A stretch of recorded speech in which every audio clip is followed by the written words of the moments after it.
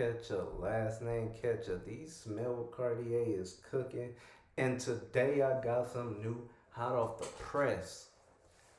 My boy Michael Franzese, the former mob boss that we did a reaction to last year and got over 4,000 views. He's now doing another interview with our boy Patrick David. So if you're new, you know what to do. Like, comment, subscribe, and join the ride.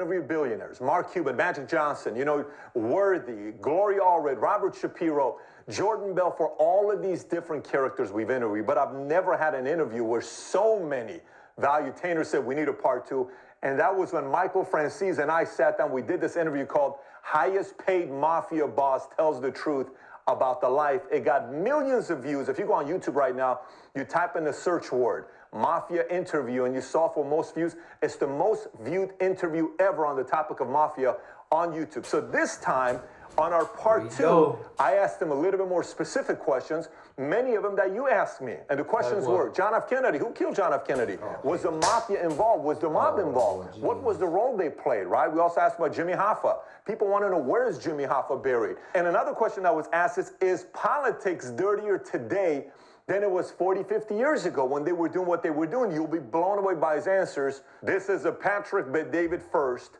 part two, with Michael Franzese. Enjoy it.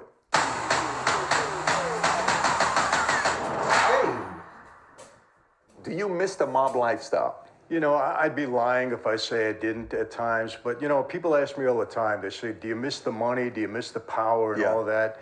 To a degree. I mean, look, it's great when you have anything you can want at your disposal because you got enough money to take care of it. I had my own jet plane. I had a Lear 25A. I had... That boy got a jet. Hold on. What? He had a jet plane. I mean, look. It's great when you have anything you can want at your disposal because you got enough money to take care of it. I had my own jet plane. I had a Lear 25A. I had a Bell helicopter. I had a couple of big automobile agencies that I owned, so I drove whatever car I want. And, basically had homes all over the country. So, yeah, that's nice. But you know what I really miss? I miss the camaraderie that we had with the guys. What was so attractive to me about that life is, hey, when you come in, it's a brotherhood. Don't ever worry about your wife, your daughter, your sister. We got their backs wherever you go. If somebody hurts you, we got somebody to back you up. That's very powerful, very, very powerful. And I miss that kind of camaraderie that I had. So, I also nice, going into the back room. I want to tell you this. For those of you that saw Goodfellas, Henry Hill, he never walked in through the back kitchen of the Copacabana. I can tell you that now. But I did many times, first with my dad and then later on with myself. It's nice to go in and get a ringside table and be treated that way. So to say I didn't miss it, I'd be lying. Give me one of the... Yo, my man was out here living the luxury life. God. Craziest experiences you had just because you had clout being who you were, parties you attended, people you were with. What was a social life like when you were at the peak of your game? Well, people cater to you all the time. There's a fascination with that life, Patrick. I don't know exactly what it is. Maybe the way we carried ourselves at times. I don't know. But people wanted to be around us and they wanted to treat us right for the most part, especially in social play. No. Hold on. Like clubs and is maybe the way we carried ourselves at times. I don't know, but people wanted to be around us and they wanted to treat us right for the most part, especially in social places like clubs and Patrick. I don't know exactly what it is. Maybe the way we carried ourselves at times. I don't know, but people wanted to be around us and they wanted to treat us right for the most part, especially in social places like clubs and restaurants and places like that. Crazy experience I had. I go into a place one night and I had reservations, a fairly new place. And I get there, and they didn't know exactly. They knew my name, but they hadn't seen me. And I said, Michael Franzese, I'm here with three people, and we want to sit down at a table. And they said, Michael Franzese, he's here already. I said, he's here already? I said, well, show me who they are. Show me who he is. I go there. My hand to God. It was 2 FBI agents sitting up. They used my name. They didn't know that I was coming into the place that day. They used my name. So they see me and I said, all right, let them stay there. It's okay. We'll sit in the back. And they wanted to get up. But that, I mean, stuff like that used to happen. That's interesting. Do you think somebody today can take that game to the highest level like it was before? Or with today, as many cameras and stuff that's around, that it's not possible to get it to that level? I don't think so, because the other thing is law enforcement, they're too sophisticated. They got too many weapons. There's too many informants on the street. I'll give you an example. Back before the RICO Act came out, we got sentenced, 10 years, 15 years. Anybody can do that. You do half time, you do a little bit more than that. Any guy on the street can do a 10-year bid. Today, okay, they grab that same guy like they did with Sammy the Bull, and they put him in a cell and they say, listen, get used to it, because here's where you're going to spend the rest of your life if you don't cooperate. Do you think that's a good thing there? If you don't cooperate. I wonder who that should be. Let me see. 6ix9ine? That wasn't really about that life, but somehow he was a part of the life, and then when he gets caught, he's snitching on everybody. Yeah, that guy. Snitch rappers. Well, listen, I want to make this clear for those that are listening. I in no way will glorify my former life. It doesn't deserve to be glorified. And the reason is this, Patrick, more than anything else. I don't know any family of any member of that life that hasn't been totally devastated. I don't mean hurt, I mean devastated, including my own. Now, not my wife and kids, but my mother, my father, my brothers and sisters. Our life was an absolute disaster because of my father's involvement in that life. And it's the same across the board for anybody. And any lifestyle that does that to families and innocent people is an evil lifestyle. And so I will never glorify it for that reason. Now, I don't talk about look, I was one of them. I'm just fortunate to be where I am. So I don't badmouth anybody in that regard, but it's a tough life. And it'll never be the same because of that reason. What's happened here now is guys on the street, after they got locked up, they become more fearful of what's going to happen to them from the government than they are from their own people. And that was the key. 6ix9ine. That's how they won. Interesting. So the answer would be today would be very difficult to get it to the heights that you guys had in the 80s. Absolutely. Because of all the different technology that the government and cops and all those guys have in place today. Everyone's watched the movie Jimmy Hoffa, whether it's the first one played back in the day. Sly played a movie called Fist. I don't know if you remember when he played the movie Fist. Oh, yeah. And then obviously Jack Nicholson did what he did when he played Great performance. Great performance. So what really happened with Jimmy Hoffa? There's a lot of conspiracy. Knowing what happened with him. I get asked this question. It's the number 1 or 2 question I get asked all the time, no matter where I am. I could be in the Far East and they're asking me that question about Hoffa. That's how popular it is. But, look, he did get on the wrong side of people. When he came out of prison, he was told to lay low and just stay back. And he refused to do that, didn't want to give up his position. There's no question he was taken out by my former associates. Now, the question is always, where is he buried? That's what everybody wants to know. Yeah. I can tell you this.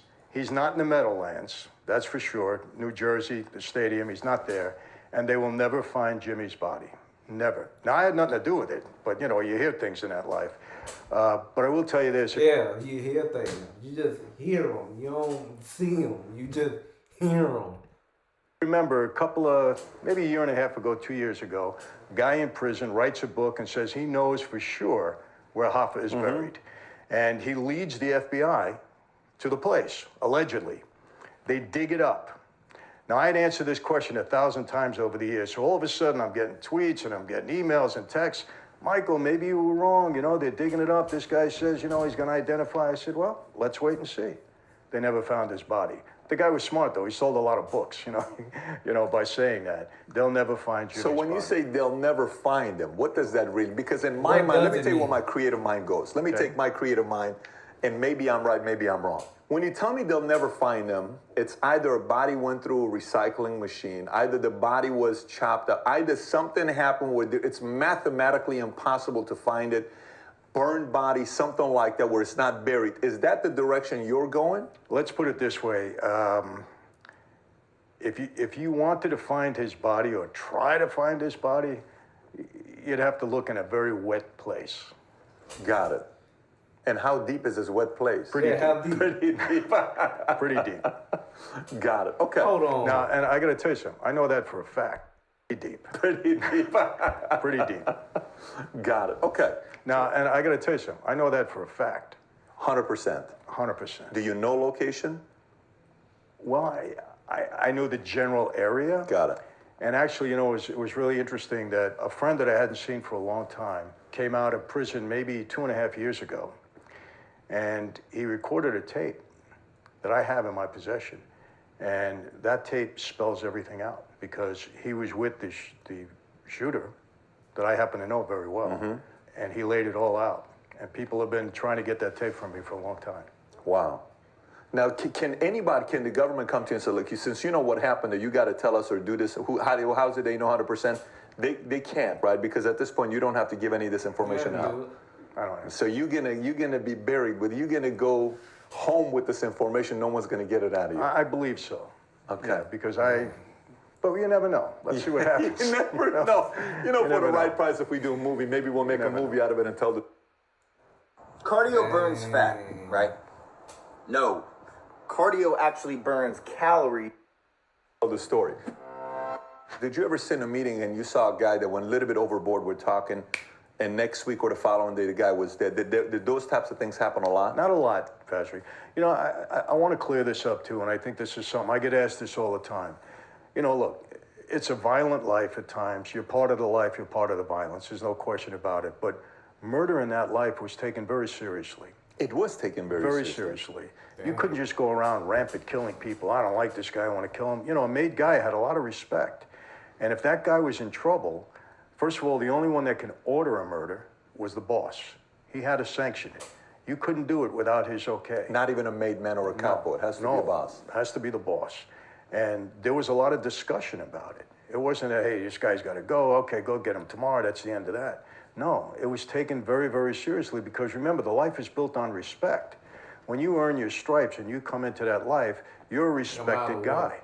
So if something you did wrong, well, they're going to make sure it was wrong. And then if you violate the oath, you know, you're going to pay the consequences. But it was something taken very seriously. You know, a lot of people think that we just went around and random killing people and killing people on the street. that's what the movies tell you, though. The movies make it seem like that, yeah. I mean, I certainly didn't witness that in my lifestyle. You didn't witness that in your life? Not random stuff like random, that. No, random. Yeah, it was taken very seriously. Bible, Michael, when the Pistone thing happened, do you remember it when it happened? Oh, absolutely. How many people did that take down? How many people did he take down? God, I believe over 100. It was a big, I mean, it was bad. How do you do that for 6 years undercover? How did he pull that? I still don't understand how that can happen. Because even prior to that case, he was doing some stuff in Milwaukee. He did some stuff in Tampa. He was a New York kid himself. So how did people not know who he was for him to go undercover for 6 years? It shows you that the security we had, or certain people had in place at that time, wasn't very good because it should have never happened. It should have never happened. And look, I knew Lefty, you know, and I knew that crew, not great, but I knew them pretty well. They just slipped up. They slipped up. 6 years? Yeah, 6 years. I mean, they did a background check, but you know, it's part of the problem of that life. You know, you get a guy like Lefty, or you get some of those guys that are really not earners, big earners, and you get somebody that's earning, can put a few bucks in their pocket, they get a little sloppy. They don't look that far back. And I'll tell you, I had that experience too. Okay, I get contacted in the minute. It was a huge case. They called it shadow boxing. I get contacted by a guy that was with Muhammad Ali. The FBI took him out of prison and put him.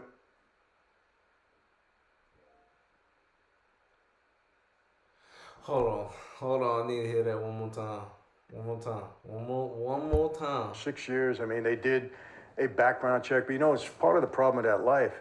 You know, you get a guy like Lefty, or you get some of those guys that are really not earners, big earners, and you get somebody that's earning, can put a few bucks in their pocket, they get a little sloppy. They don't look that far back. And I'll tell you, I had that experience too. Okay, I get contacted in the minute. It was a huge case. They called it shadow boxing. I get contacted by a guy that was with Muhammad Ali. The FBI took him out of prison and put him in this undercover operation, along with an FBI agent that went undercover. His name was Victor Quintana. And he allegedly was a drug dealer at one point in time that cleaned up his act, but had a ton of money, wanted to get into the fight business. So they come to me. Can you introduce us to Don King? I'm with these people for 8 months, okay? All the boy had while, they're connections. recording everything that I do. I had like 83 recordings on me. I take them finally through Al Sharpton. Al Sharpton was a gun for hire.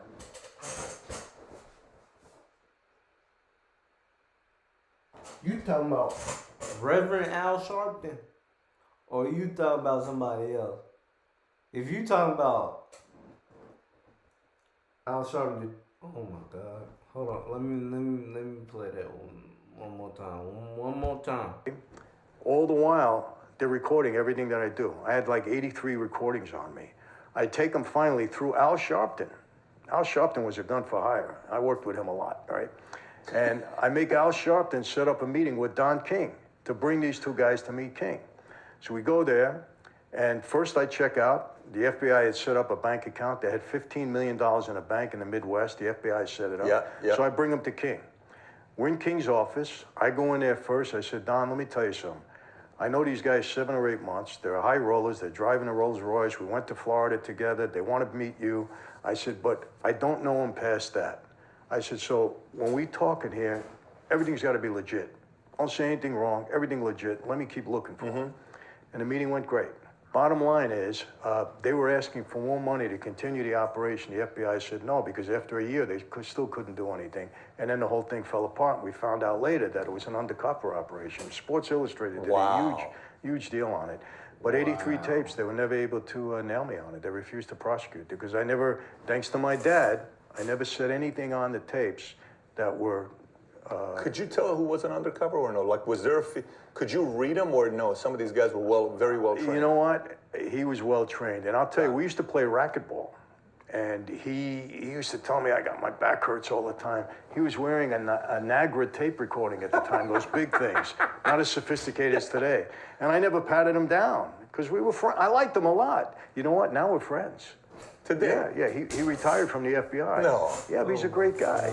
And he got, we got to like each other so much, you know? Isn't that interesting? Yeah. He's a great guy. Great guy. I like him a lot. He's living out in, I think, Arizona. Great. Wow. He's got a ranch. Terrific guy. Let me ask you, when Joe was doing what he was doing, Donnie Brasco, when he was doing what he was doing, did you ever meet him? Did you ever I did. Oh, Yeah, you did? I met him. Was it an easy, just not a big deal encounter with him? Yeah, because I never did business with those guys. Got it. Really. It was just a thing. We were at a security session for all of pro sports, and they had a panel. It was me, Joe Pistone, and some other FBI agent. When we got through the question, I said, Joe, you act more like the mob than I could be the agent, you could be the mob. Honestly, I felt like it. Yeah, he's like, he's so in character. Till today. Till today. Am I right? I said to myself, here's what I asked Mario afterwards. I said, Mario, let me ask you, who acts like he's a mob more, Michael or Joe? Mario says Joe walks around like he's part of the mob. He's still in character. He's in character today. I know. I say that to him. Oh my gosh. I said, Joe, you could fool me right now. You could fool me. You fooled me when I was sitting with him. You know, I interviewed Clint Hill. Okay, I don't know if you know Clint Hill. He was the Secret Service agent under 4 presidents, and he was a main Secret Service agent for Jackie Kennedy. And I asked him a lot of different questions, and that till today, if you go on YouTube, you type in JFK Assassination, or you type in Clint Hill, it's the first video that pops up. It's getting a lot of a commentary right now with Clint Hill. I said, listen, you know, so many people don't believe the story on what happened. And one, people don't believe the story of the angles. Well, no, it's this guy. No, this is who did it and that who. Forget about that part for a second. I'm not trying to ask you, you know, what angle was it and what's the real story. Here's what I'm trying to ask you.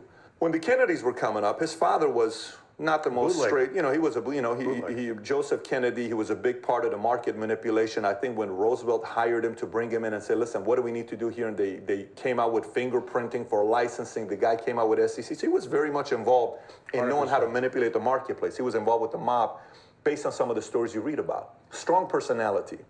So then you read and say, well, the mob helped Kennedy get elected. I don't know that. I'm asking you. So my first question is the answer to that yes? And two, once Kennedy got elected, the follow-up is, it's been said that once he got elected, they try to distance themselves from the mob to look like they were good, so nothing would happen. The mob got upset about it, and when they got... This is the juicy part. Let's dig in. Upset about it because they couldn't fulfill their commitments they made to the mob. The mob said, we got to do something about it, and they went about doing what they did to hire who they hired to shoot him, and then et cetera. When he walked off, the mob killed him. Now, this is some of the stories. Obviously, a lot of this is conspiracy, but one of the best conspiracies to read about is Kennedy. People are so fascinated by it.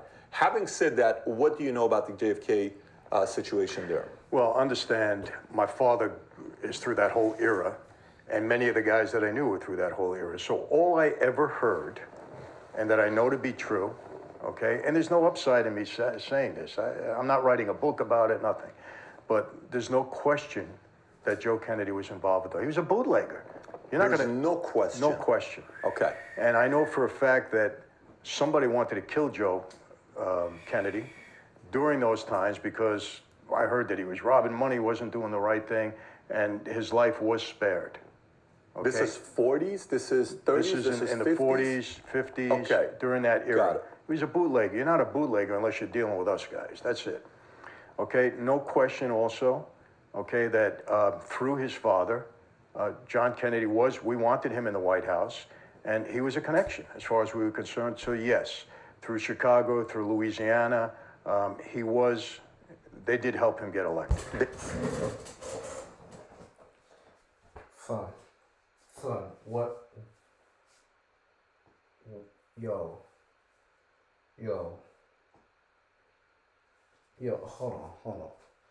hold on. I'm trying to maintain bearing, and it's not working. Let me hear that one more time. What he wasn't said? doing the right thing, and his life was spared. Okay? This is 40s? This is 30s? This is in the 40s, 50s, okay. During that era. Got it. He was a bootlegger. You're not a bootlegger unless you're dealing with us guys. That's it. Okay, no question also, okay, that through his father, John Kennedy we wanted him in the White House, and he was a connection as far as we were concerned. So yes, through Chicago, through Louisiana, they did help him get elected. They did help him get elected. Union votes and so on. You know about this. I know this for a fact. Okay, got it. And now, the government's never going to want anybody to know this. They're going to call me a liar and all that kind of stuff, but that's the truth, Patrick. And as far as the assassination, I mean, come on. Did Jack Ruby come out of nowhere? I mean, he had all of a sudden these mob ties didn't mean anything. If you had mob ties with me, they would want to say it all over the world. Oh, you're connected with the mob. All of a sudden, Ruby, who was connected with the mob, now they're saying he wasn't, you know? They never want it to be known that the mob had a hand in that assassination because it makes them look horrible. Government doesn't want anybody to know that. But, I mean, I've heard that consistently throughout my whole tenure in that life.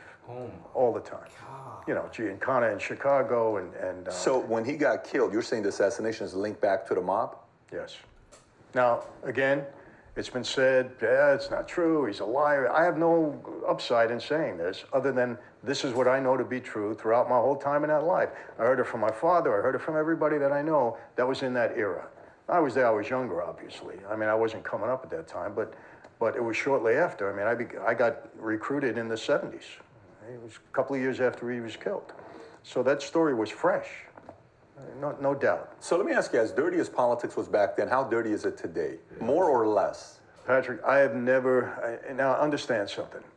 Yeah, did I see them, when we were on the street, we understood the government a lot of times crossed the lines with us. We got it, but you know what? We were criminals. So in a way, can you justify it? I don't think so. I don't think the government is ever supposed to act illegally. Okay, they're supposed to abide by the law. We were criminals, we broke the law, but they're supposed to use the laws effectively and properly to get anybody. That's my feeling. But you know what? All right, we were criminals and they crossed the line every once in a while. Okay.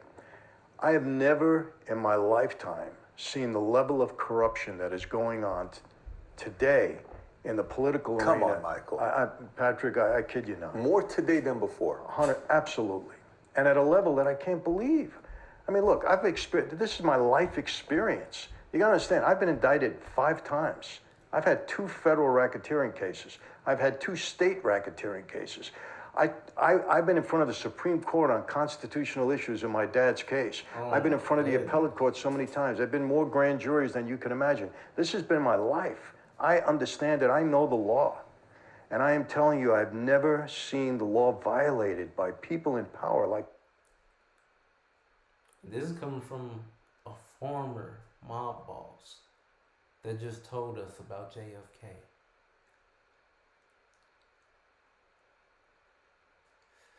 That's saying something. That's saying a lot. Seeing now, it's to a point where I can't even watch it anymore. It's terrible because it's bad for all of America. Look, we cannot let our political authorities cross the lines of what's legally correct. We can't let them do that because it's a threat to everyone at that point in time. And I'm not being biased. I have many friends in law enforcement, many friends, and they're honest con. They'll tell you straight out, we don't approve of what's going on. Retired FBI agents that I know now are sickened to what they see now. Wow.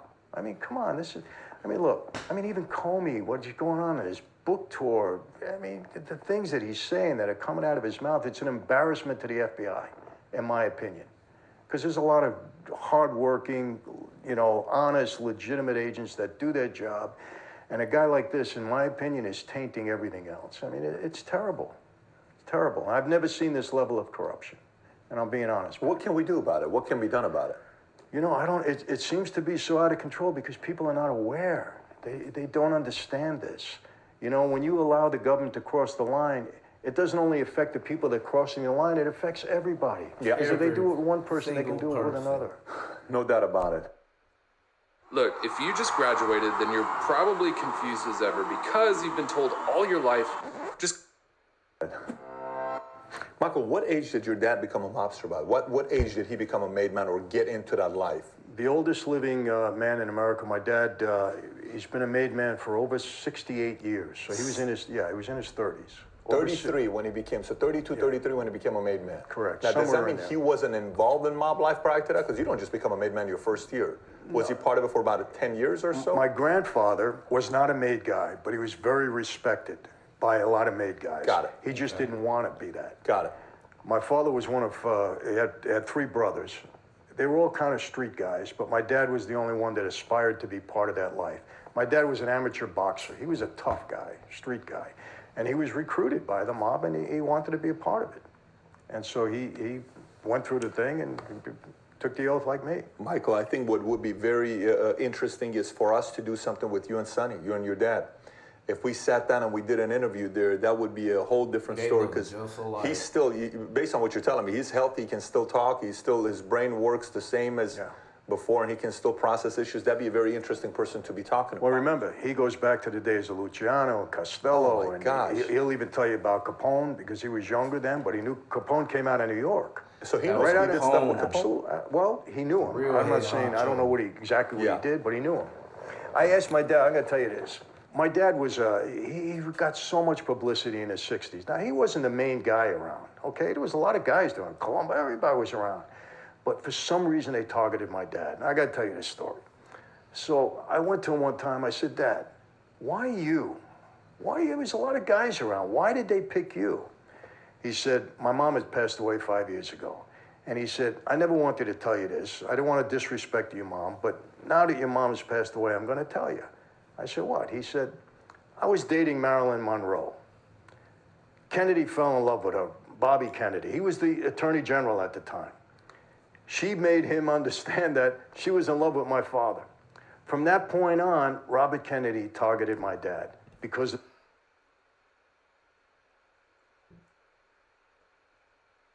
That's tough. But that's the end of the video. I didn't want to take too much time from y'all.